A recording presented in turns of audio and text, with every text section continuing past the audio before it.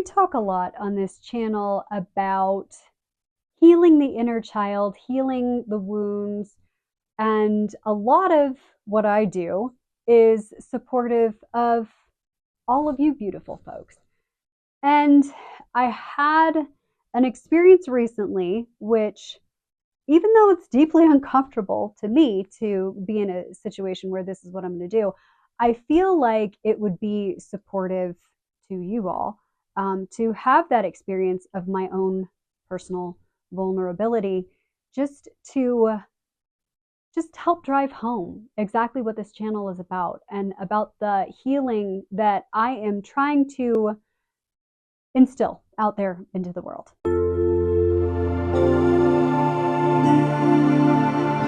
Hello, fabulous. I hope today is treating you kindly. Please do all of the things like subscribe, ring the notification bell, comment below, all the good stuff. It's always very much appreciated. And as I said in the intro, I'm going to do something today that I'm very uncomfortable with, which I am going to do a healing session on myself. And you all get to have the experience of participating. You're going to get to watch this. And by all means, you get to take whatever from this experience that you would like.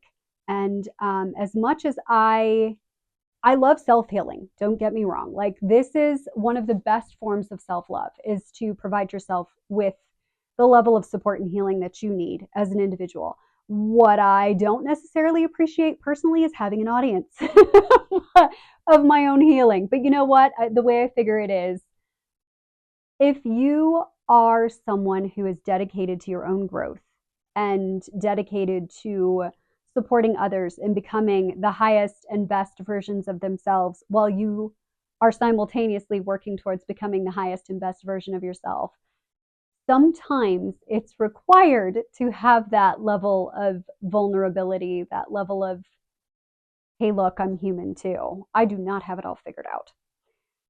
So I watched a podcast recently with Mel Robbins was interviewing Terrence Real, who is a couples therapist, well, a family therapist, really. And he talked about the adapted child and essentially how humans have kind of three states of functioning. We have the state of our adult brain, right? That my adult brain is talking to you right now. My adult brain is the one that's in charge and command, is present and able to make rational thoughts, not in a super emotional state.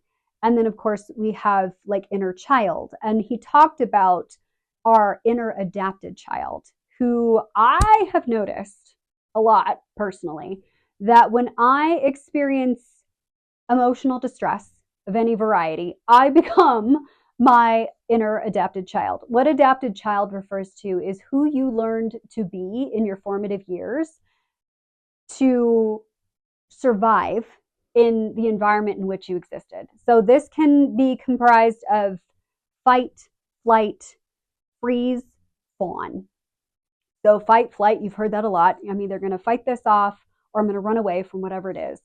The freeze is essentially just kind of paralysis, and fawn, which is mine, which I just recently became aware of, where I would do whatever it took to minimize the threats to my safety by making sure everybody else was okay.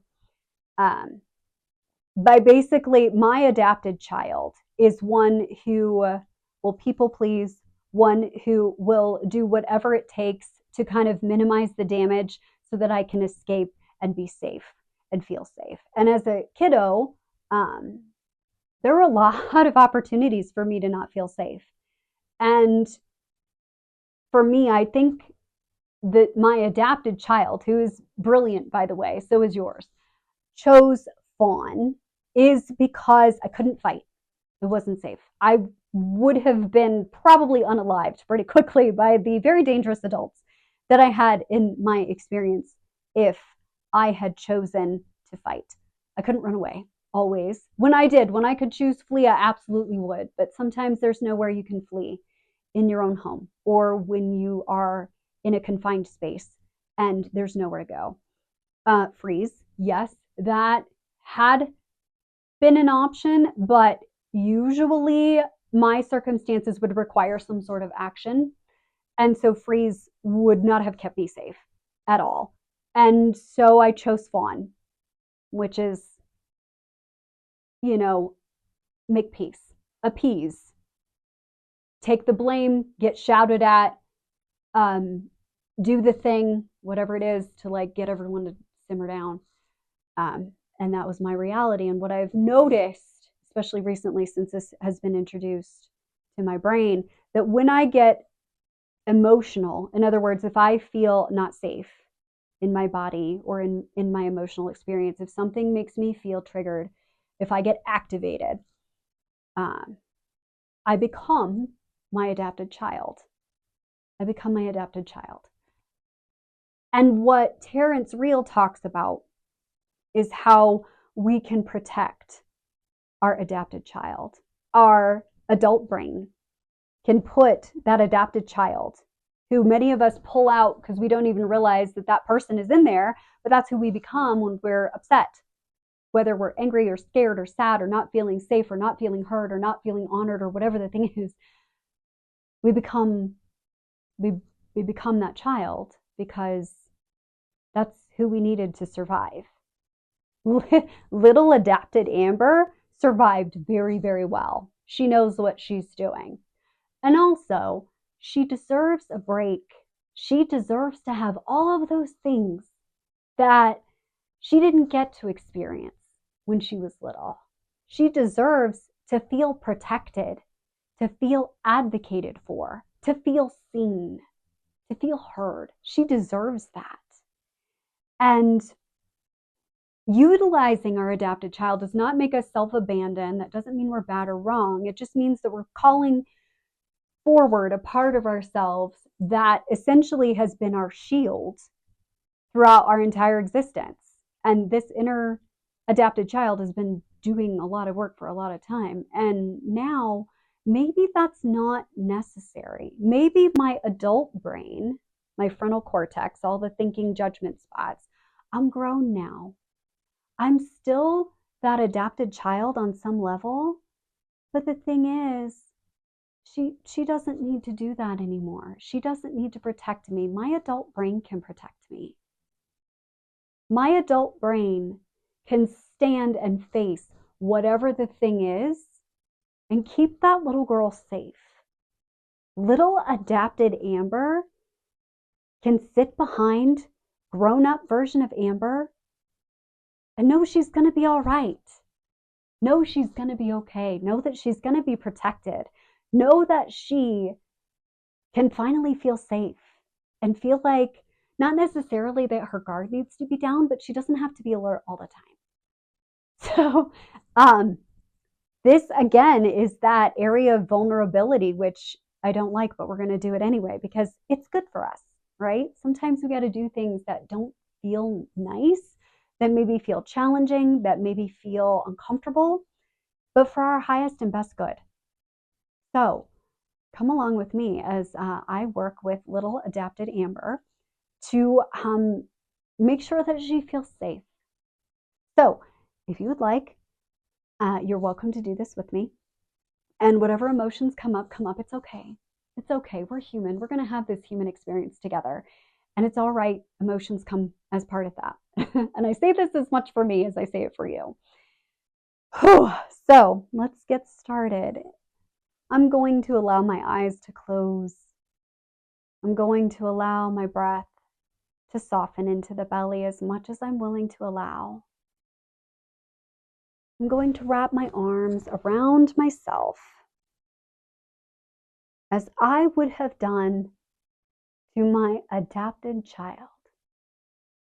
Calling my adapted child, that little Amber that did whatever she could to make sure everybody else felt okay, everybody else felt safe, everybody else felt seen and heard, hoping that if she could do that, that she wouldn't feel afraid anymore, that she would feel safe, that she would become safe, that she could stop the chaos around her. I'm just going to draw that out right now. I'm going to allow it to be there.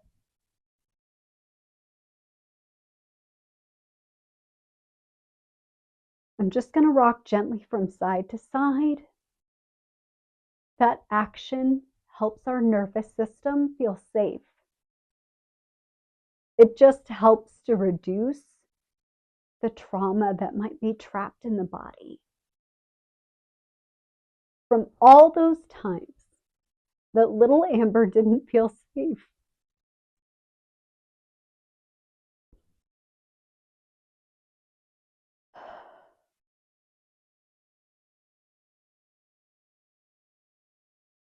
Okay. It's okay if you don't feel safe. It's okay. I'm here. I've got you.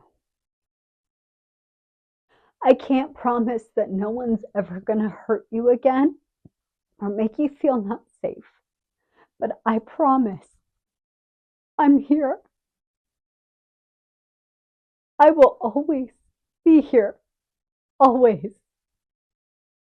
You are not alone.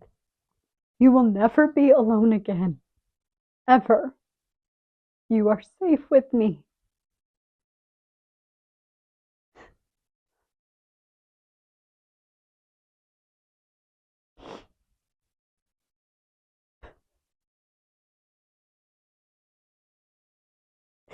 It's okay. You're safe to hurt and cry and feel all of the things. You're safe. You're safe with me. All of this is okay. You do not have to be strong. You do not have to be brave. You just have to be. It's okay for you to just be. I'm so sorry that you ever felt like you needed to do whatever it took to keep yourself safe. I'm so sorry that you felt like you had to protect everyone else at the cost of your own well being. That's not fair, and that never should have happened to you.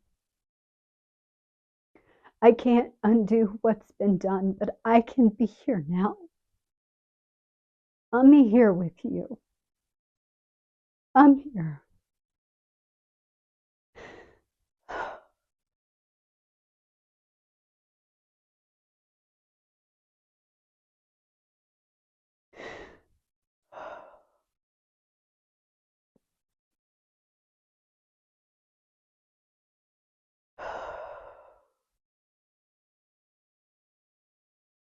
I notice in my body less tension. I notice a release. I notice that there's still so much more to be let go. But I notice in this moment that I feel relief, that I feel seen, and I feel heard, and I feel honored. That little adapted Amber feels seen. And that's not something she got to experience very often. I feel deeply loved and honored.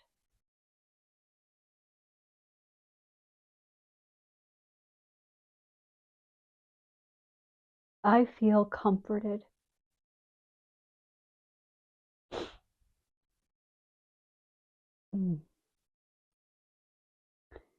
I feel sheltered and protected. Like maybe I don't need to keep everyone safe. I don't need to people please. Maybe I'm worthy exactly as I am, flaws and all. Mm.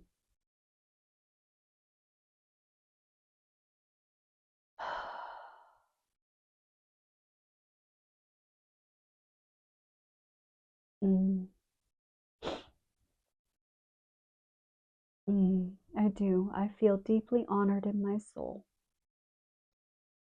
I know that my adult brain can take over. It may need a little bit of cueing. It may need me to notice and be more present and more aware. But I know that my adult me, adult Amber, can protect adapted child Amber. She can sit in the back and be shielded. The adult me can handle the adult things. Little me, little precious me, doesn't have to do that anymore. She can go be a child. She can go be all the things that she was always ever meant to be. And we will learn together. Adult me and adapted child me can learn and grow together how to coexist, how to allow, how to honor, how to just be and know that I am safe, I am loved, I am honored, I am accepted, and I belong exactly as I am right now.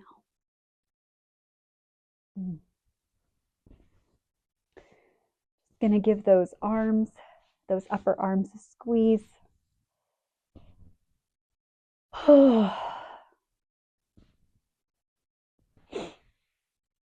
And I'm going to return to this space and this time.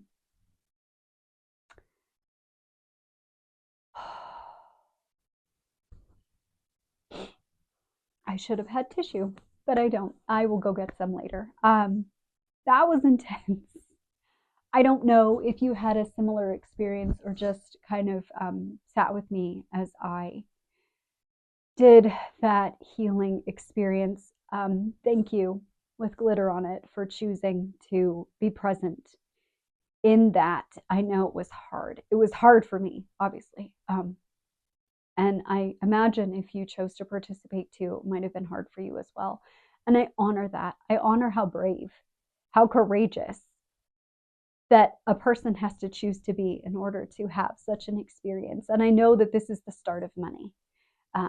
Healing is not a one and done. I wish it was, but it's not. But I think that choosing to honor the parts of yourself that maybe didn't feel as seen or heard or honored, or choosing to release your inner adapted child from the responsibility, from the obligation of managing when things get really challenging, for allowing that adult version of yourself, the one that has more resources, more skills, more training, more ability, frankly, more neural connections, allowing that grown version of yourself to take charge and protect that sweet, vulnerable, younger version of you. I hope this was helpful. I know it was amazingly helpful to me. And I just appreciate you being along for the ride. So thank you, with glitter on it, for hanging out with me today. And I hope that you have a sparkly rest of your day.